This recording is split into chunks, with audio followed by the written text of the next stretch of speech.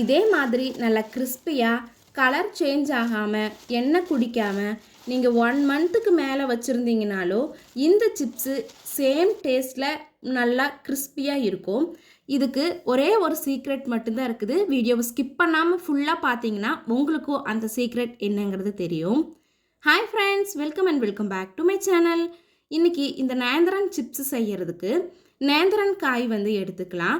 அதுவும் பழமாகவும் இருக்கக்கூடாது, ரொம்ப பிஞ்சு காயாகவும் இருக்கக்கூடாது. நல்லா முத்தின காயாக பெருசாக எடுத்தோம்னா சிப்ஸ் வேக போடவும் செய்யலாம், நல்லா பெருசு பெருசாகவும் கிடைக்கும். இதோட தோல் ரிமூவ் பண்ணுறதுக்கு முன்னாடி உங்களோட கையில் ஆயில் அப்ளை பண்ணிட்டீங்கன்னா இதிலிருந்து வர அந்த பால் கையிலையெல்லாம் ஆகாது. அதே மாதிரி நம்ம கட் பண்ணுற கத்தியிலையுமே ஆயில் அப்ளை பண்ணி வச்சுக்கிட்டோம்னா நமக்கு க்ளீன் பண்ணும்போது ஈஸியாக இருக்கும். இப்போ இதோட தோலெல்லாம் ரிமூவ் பண்ணுறதுக்கு வேண்டி 2-3 இடத்துல இது மாதிரி கீறல் போட்டுட்டு நம்ம தோல் ரிமூவ் பண்ணோம்னா ஈஸியாக ரிமூவ் பண்ணிடலாம். உங்களுக்கு தேவைப்பட்டதுன்னா 2-3 இடத்துல போட்டுக்கோங்க. அப்படி இல்லைன்னா ஒரே ஒரு இடத்துல மட்டும் கீறல் போட்டுட்டு தோலை நம்ம ரிமூவ் பண்ணி எடுத்தோம்னா ஈஸியாக உறிஞ்சு வந்துடும். எல்லாருக்குமே தெரியும் இந்த நேந்திரன் சிப்ஸு கேரளாவில் ரொம்பவே ஃபேமஸ். ஆனால் ரேட்டும் அதிகம். கொஞ்சம் தான் இருக்கும், ஆனால் ரேட் அதிகம். அதை நம்ம வீட்டிலையே வாழைக்காய் வாங்கி நமக்கு தேவை மாதிரி செஞ்சுக்கலாம். இப்போ பார்த்தீங்கன்னா எல்லா நேந்திரன் காயுமே தோல் ரிமூவ் பண்ணி எடுத்து வச்சாச்சு. இதை நம்ம வாஷ் பண்ண வேண்டாம், ஏன்னா தோல் மட்டும்தான் நம்ம ரிமூவ் பண்ணியிருக்கிறோம். வாஷ் பண்ணணும்னா எண்ணெயில் போடும்போது ரொம்பவே தெறிக்க ஆரம்பிச்சிரும். அதனால் அதை நம்ம அப்படியே வச்சுட்டு இப்போது அந்த சீக்ரெட் இன்க்ரீடியன்ட் என்னென்னு தான் பார்க்க போகிறோம். ஒரு பவுலில் நமக்கு தேவையான அளவு உப்பு, மஞ்சள் தூள் சேர்த்திட்டு நிறைய தண்ணி ஊற்றி, அதாவது நம்ம எத்தனை காய் ஃப்ரை பண்ண போகிறோமோ அதுக்கு ஏற்ற மாதிரி தண்ணி சேர்த்தி மிக்ஸ் பண்ணி வச்சுக்கலாம். இது மாதிரி கடைகளில் கேட்டோம்னா நேந்திரன் சிப்ஸு போடுறக்குள்ள இந்த கட்டை கிடைக்கும். இது 2 சைடுமே நம்ம சீவுற மாதிரி இருக்கும். சைடில் ஸ்க்ரூ அட்ஜஸ்ட் பண்ணுற மாதிரி இருக்கும். இது மாதிரி கட்டை வாங்கிட்டு எண்ணெயை நல்லா ஹீட் பண்ணிக்கலாம். டைரெக்டாக எண்ணெயில் சீவி விடுறதுக்கு முன்னாடி இந்த கட்டையில் ஒரு 4-5 டைம் நல்லா சீவி ப்ராக்டிஸ் பண்ணதுக்கப்புறமா எண்ணெயில் சீவி விடுறதுக்கு ஸ்டார்ட் பண்ணுங்கள். ஏன்னா அந்த பிளேடு கொஞ்சம் ஷார்ப்பாக இருக்கும். அதனால் கொஞ்சம் ப்ராக்டிஸ் பண்ணதுக்கப்புறமா டைரெக்டாக எண்ணெயில் சீவி விடலாம். அது 2-3 டைம் நம்ம செய்யும் போதே நமக்கு ப்ராக்டிஸ் ஆயிரும்.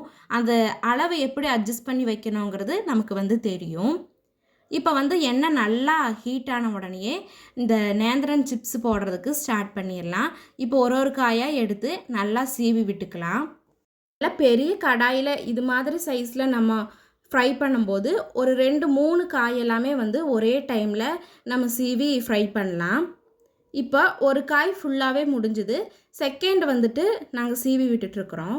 நிறைய பேருக்கு இந்த பொருள் இருக்கிறது தெரியும், நிறைய பேருக்கு தெரியாது. தெரியாதவங்க கடையில் போய் கேட்டிங்கனாலே இந்த கட்டை கிடைக்கும். நம்ம கத்தியில் சீவும் போது என்ன ப்ராப்ளம்னா ஒரே டைமில் இவ்வளவு நம்மளால் சீவ முடியாது.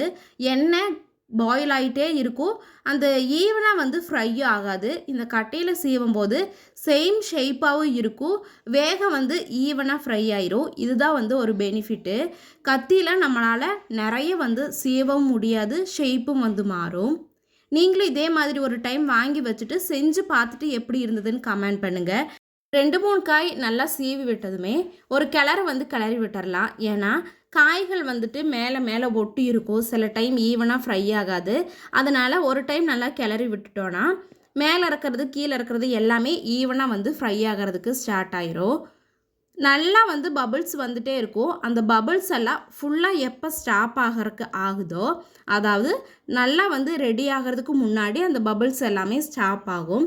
அந்த டைமில் நம்ம மிக்ஸ் பண்ணி வச்சுருக்கிற இந்த மஞ்சள் தூள், உப்பு, தண்ணி இந்த 3ஐயுமே சேர்த்து மிக்ஸ் பண்ணி வச்சுருப்போம். அந்த மிக்ஸை இதில் சேர்த்திக்கலாம். நான் வச்சுருக்கிற அந்த கரண்டியில் 2 கரண்டி மட்டும்தான் ஒரு டைமுக்கு சேர்த்திருக்கிறேன். சில பேருக்கு தெரியும், ஆனால் நிறைய பேருக்கு தெரியாது. நம்ம இது மாதிரி இந்த தண்ணியை சேர்த்தும் போது இதிலேயே உப்பு, மஞ்சள் தூள் எல்லாமே இந்த நேந்திரன் சிப்ஸில் நல்லாவே பிடிச்சிக்கும். இதே நம்ம கையில் சீவிட்டு அது மேலே ஃபுல்லாக ஃப்ரை பண்ணிவிட்டு உப்பு மஞ்சள் தூள் சேர்த்தும் போது அது நவுத்த மாதிரி ஆயிரும். அதுக்கு ரீசன் வந்து இதுதான். கடைகளில் இது மாதிரி செய்கிறதுனால தான் எத்தனை டேஸ் வச்சுருந்தாலும் அந்த கிறிஸ்பினஸும் டேஸ்ட்டும் கலரும் சேஞ்ச் ஆகாமல் இருக்குது. நீங்களும் இந்த டிப்பை வந்து யூஸ் பண்ணி பாருங்கள்.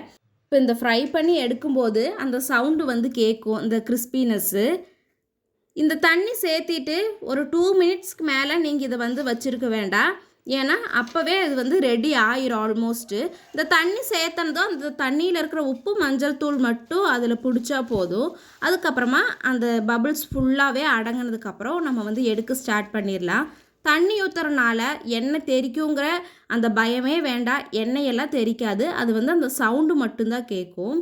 இந்த சீக்ரெட் டிப்ஸை யூஸ் பண்ணி நேந்திரன் சிப்ஸ் ஃப்ரை பண்ணிவிட்டு எப்படி இருந்ததுன்னு கமெண்ட் பண்ணுங்கள். வீடியோ பிடிச்சிருந்ததுன்னா லைக் பண்ணி சப்ஸ்கிரைப் பண்ணிக்கோங்க. தேங்க்ஸ் ஃபார் வாட்சிங். Bye bye.